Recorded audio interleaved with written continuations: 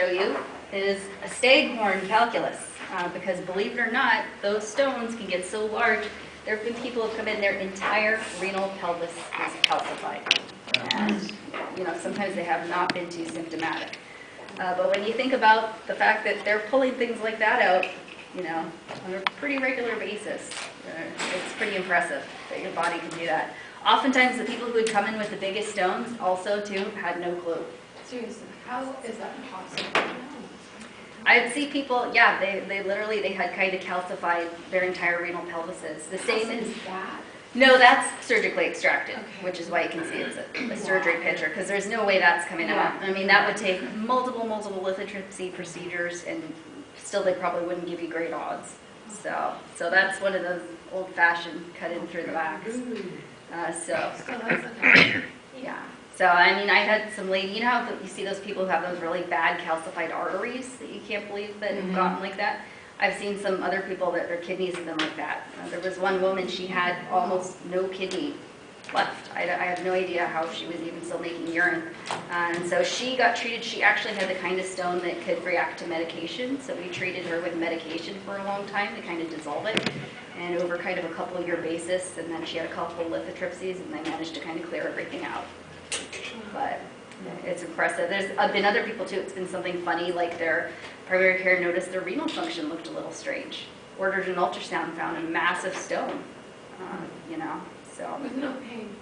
there have been some people without much pain. So, which is why it's frustrating to explain to people that somebody can have something that's several centimeters, and then somebody can, have emergent hospitalization for something that's a couple millimeters. They're really no rhyme or reason, and they kind of come out of the blue.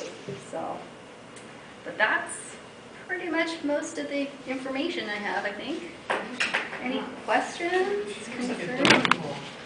Yeah, and some of them are jagged, and some of them are smooth. It's kind of interesting. But bottom line, yeah, if you start to feel that pain in your back, and any nausea, vomiting. As they're working their way down to hopefully exit, they don't cause bleeding or? So they often do, but I've also seen people that haven't really have any bleeding. I've even, had a urinalysis that have been negative. But a lot of people will, because depending on the stone, it essentially kind of shears all the way down.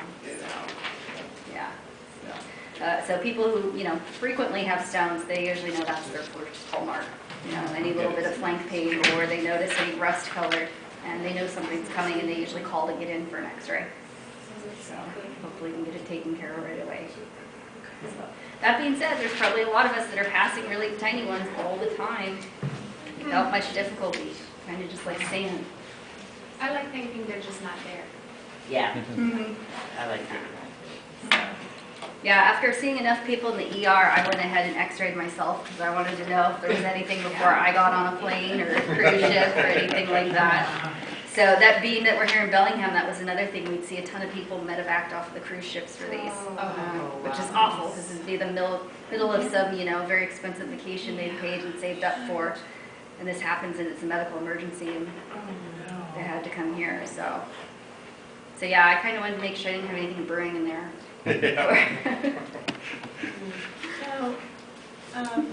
what percentage of kidney stones do you see that people have taken extra calcium for osteoporosis? There were a fair amount. I would get more questions about vitamin D because we had so many people. A big one is Tums which we used to tell people. Because we'd see these are fairly common in pregnant people because they tend to produce more calcium when you're pregnant, and also the kidneys have kind of a higher workload. But a lot of them would get some gastric upset as a result of the pregnancy and really start hitting the Tums, or I've had people just going through an ulcer or something and really hit into Tums, and they'd had an episode, and a lot of people, we tell them to cut that out. But it is a question that comes up, particularly for people who have had a long history of recurrences, is if it's really necessary that they have supplementary calcium. So, especially because I said some of the research is pointing that we don't know that we're actually metabolizing that like we're supposed to. We don't know that it's actually ending up in your skeleton and not just passing through your digestive system, renal system. Thank you. Any questions? Thank you very much.